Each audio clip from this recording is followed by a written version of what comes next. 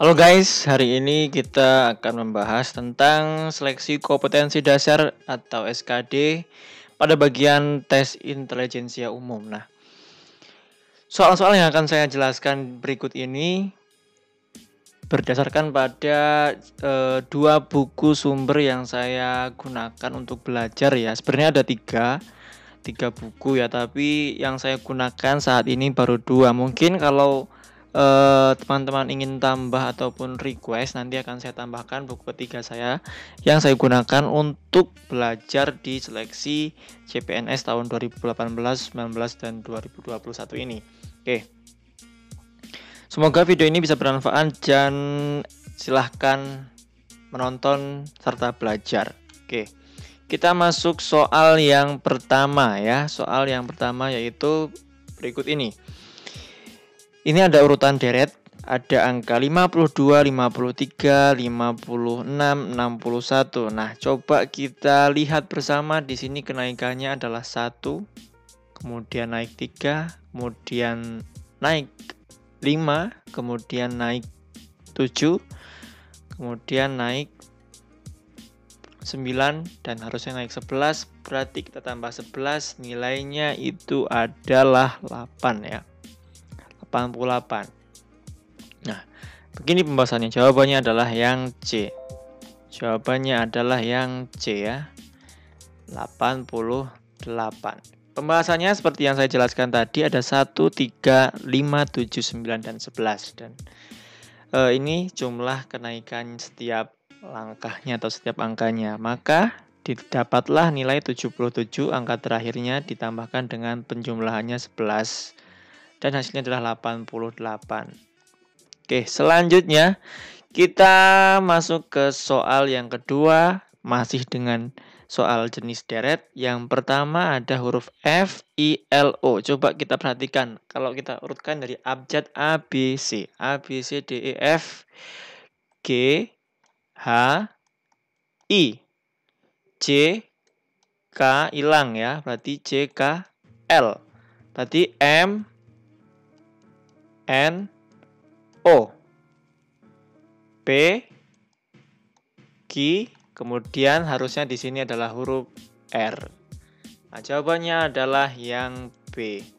Apakah benar ya? Ternyata sesuai prediksi ya. F ini di sini F, di sini F, dan ternyata GH-nya hilang. Di sini yang hilang ya, GH hilang, kemudian JK hilang, JK hilang, kemudian MN hilang, dan PQ hilang. Selanjutnya berarti di sini adalah R. Jawabannya adalah B. Sampai di sini paham? Jika dirasa videonya ini terlalu lambat, silahkan dilambatkan ke bagian 1,5 ataupun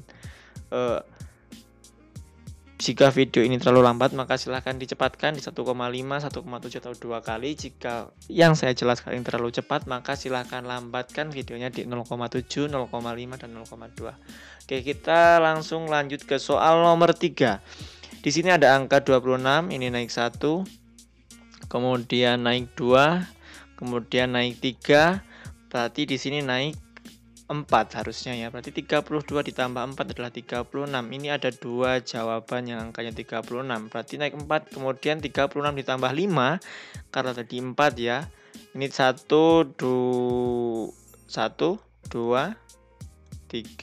4, berarti ditambah 5 di sini. 36 ditambah 5 adalah 41. Jawabannya adalah yang D.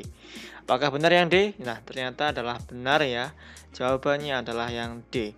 32, 36, kemudian 30, 41. Jawabannya yang D, benar. Oke. Kita bahas soal nomor 4. Seorang buruh mendapatkan upah X rupiah di bulan pertama setiap 1 bulan. Berarti X ini bulan pertama ya. Bulan pertama itu X. Kemudian setiap ia mendapatkan kenaikan sebesar Y rupiah setiap 1 bulannya. Berarti setiap 1 bulan ditambah Y rupiah. X ditambah Y ya setiap bulannya. Berarti kalau 2 bulan tambah X ditambah Y, X tambah Y gitu ya. Kemudian kita lihat lagi jika diketahui gaji di bulan ke-6 ia bekerja adalah 600.000 dan total pendapatan selama 6 bulan adalah 3.300.000. Berapakah ia memperoleh gaji di bulan pertama? Oke, kita coba analisa ya pembahasannya seperti ini. Upah bulan pertama, ini ya, bulan pertama itu X. Kemudian upah bulan mendapatkan kenaikan sebesar ia mendapatkan kenaikan seperti setiap bulan. Setiap bulan, 1 bulan ia mendapatkan kenaikan sebesar Y. Kenaikan per bulan Y. Dan ini gaji ke-6. Nah, ini selama ini gaji ke-6 berarti X plus 5Y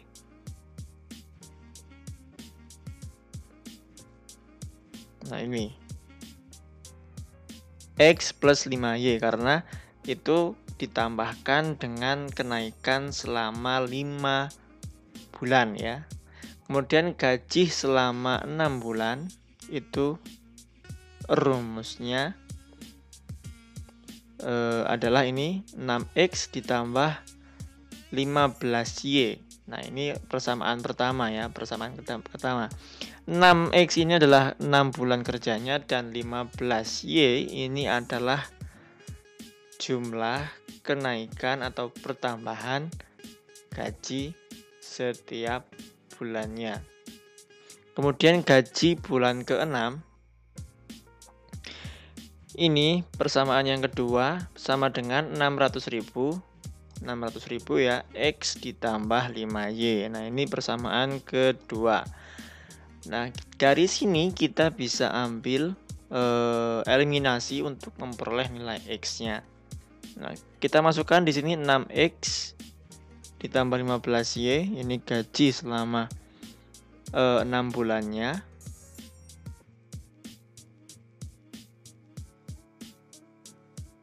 3.300.000 dikali 1 sama dengan ini sama ya, nilainya masih tetap sama. Kemudian yang ini dikali 3 jadinya 3X. 15Y ini coret, tinggal 3X. Berarti X ini sama dengan 15 dibagi 3. Berarti 500.000 rupiah. X-nya adalah 500.000 rupiah. Kemudian Y-nya berarti kita masukkan ke rumus yang ini. Jika X-nya 500.000, maka Y-nya sama dengan ini dikurangi 500.000 tinggal 100.000. Y sama dengan 100.000 dibagi 5. Berarti jawabannya adalah 20.000 Y-nya. Nah, yang ditanyakan adalah berapakah ia memperoleh gaji di bulan pertama. Nah, bulan pertama itu adalah 500.000 dikurangi 20.000 karena iya ya.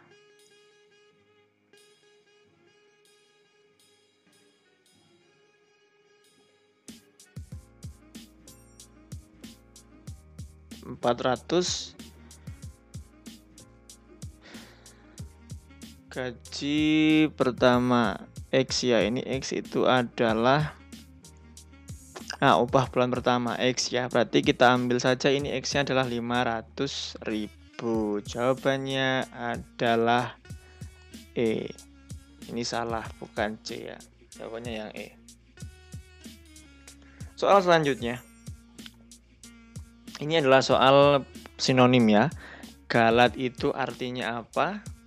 Coba kita lihat bersama. Nah, pembahasannya galat itu merupakan keliru ya.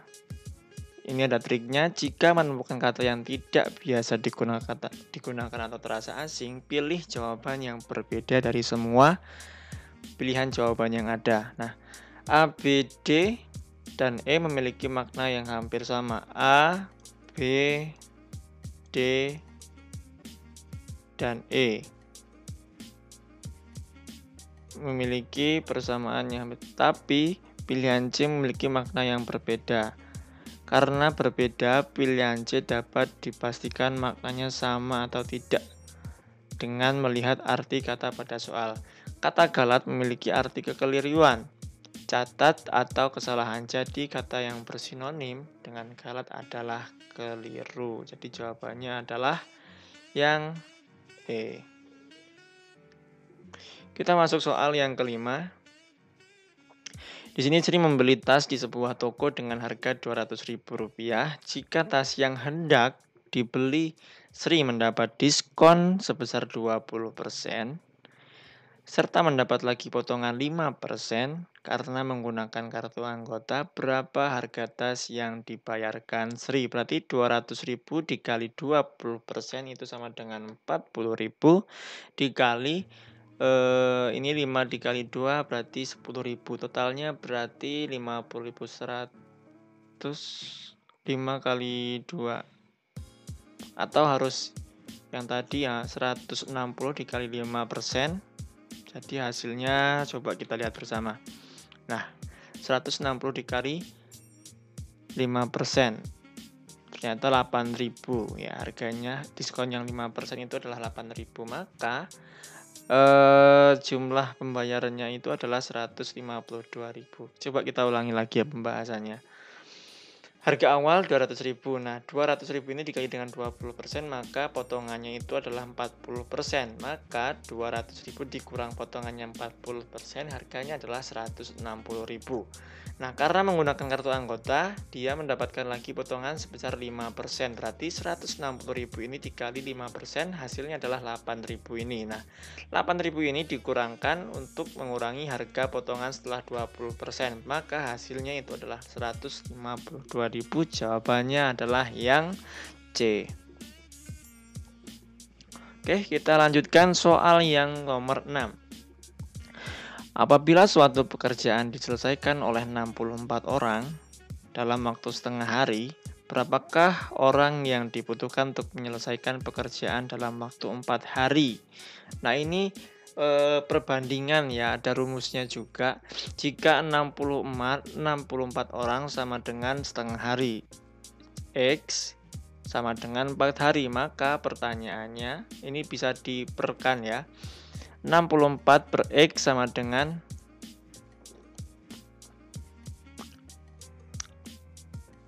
ini bersilangan ya, jadinya bersilangan. Ini bersilangan, tidak sebanding. Nah, 64 per X sama dengan 4 per setengah.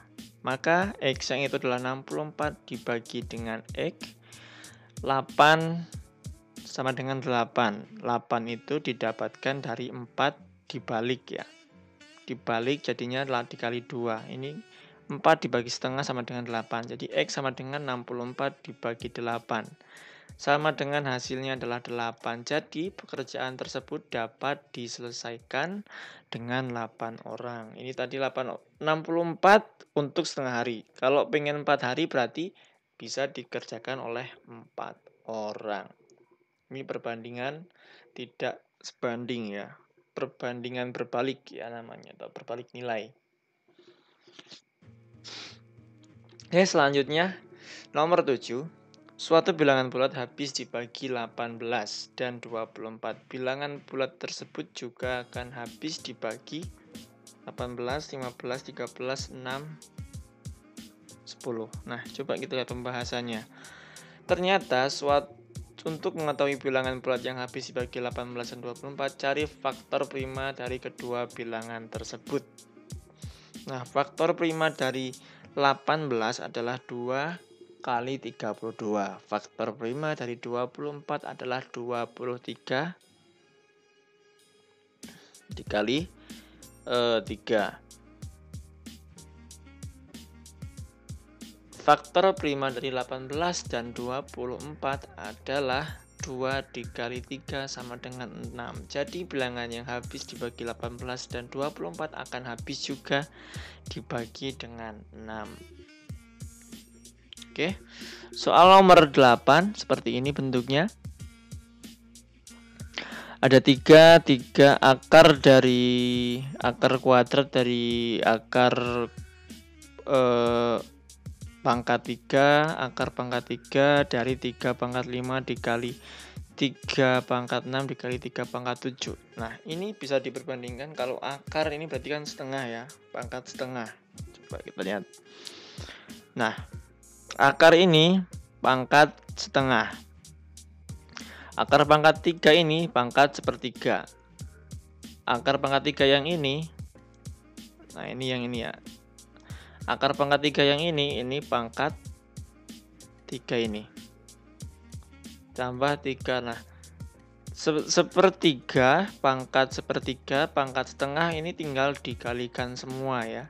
Pangkatnya itu kalau pangkat berarti dikalikan sepertiga kali sepertiga 1/9, 1/9 kali setengah berarti 1/18. Nah, ini kalau pangkat kayak gini berarti perkalian pangkat seperti ini berarti pangkat ini ditambahkan, ini juga ditambahkan. Berarti 5 tambah 6 11 tambah 7 berarti 18. 18 pangkat 8 1/18 berarti ini coret, tinggal 3 hasilnya. Jawabannya adalah yang D.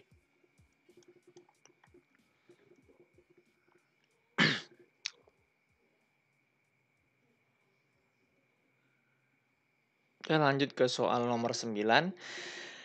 Di sini diketahui X pangkat 5, Y pangkat 4 sama dengan 512. Dan X, Y sama dengan 4. Nah, soal seperti ini sering muncul dan saya sering kesulitan untuk menjawabnya karena ini bilangannya agak sulit ya.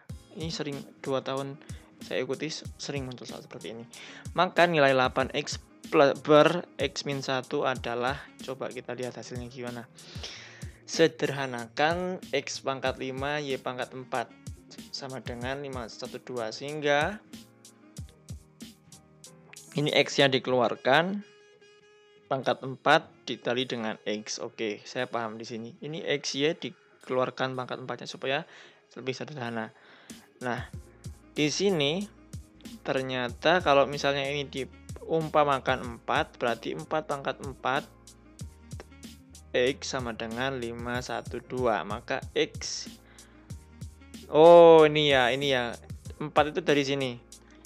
X, Y ini dari sini 4-nya. 4 pangkat 4 sama dengan 4 pangkat 4 16 ya. Bukan 16. Mohon maaf. Ini ya, 4 pangkat 4 ini nilainya. Nah, X sama dengan 512 dibagi 4 pangkat 4 sama dengan 2. Maka 8X per X-1 tinggal masukkan 2-nya. 8 kali 2, 2 dikurang 1. Ini 1. 8 kali 2, 16. Jawabannya berarti yang A.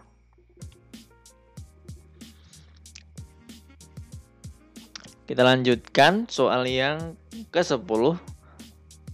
Pakan sebanyak 21 kg dihabiskan oleh 50 ekor ayam. Jika keseluruhan ayam sebanyak 50 ekor diperlukan pakan.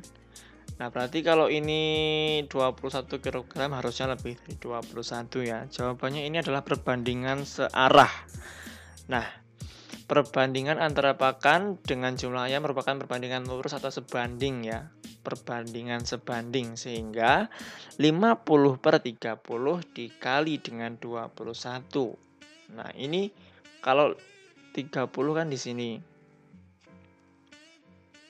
50 harusnya lebih besar, berarti tinggal dimasukkan 50 ekor ayam, berarti jumlahnya adalah 35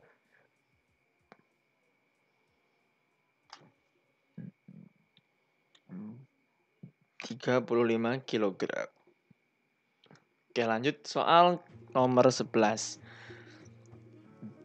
Semua orang yang sudah berumur 17 tahun punya KTP. Nah, ini adalah soal persamaan silogisme. Semua orang yang punya KTP pernah ke kantor kelurahan. Maka kesimpulannya adalah semua orang yang sudah berumur 17 tahun pernah ke kantor kelurahan.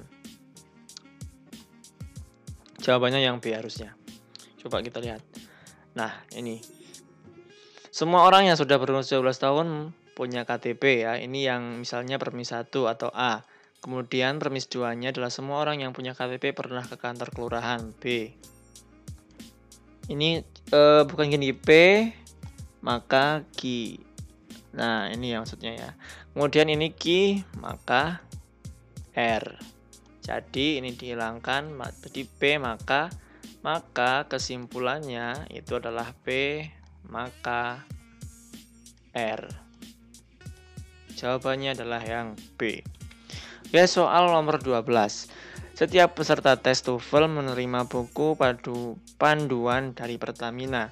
Sila tidak menerima buku panduan dari panitia, yang maaf, bukan Pertamina. Salah baca saya. Oke, ingat tadi kebakaran Balongan tadi saya soalnya. Panitia, maka kesimpulannya adalah sila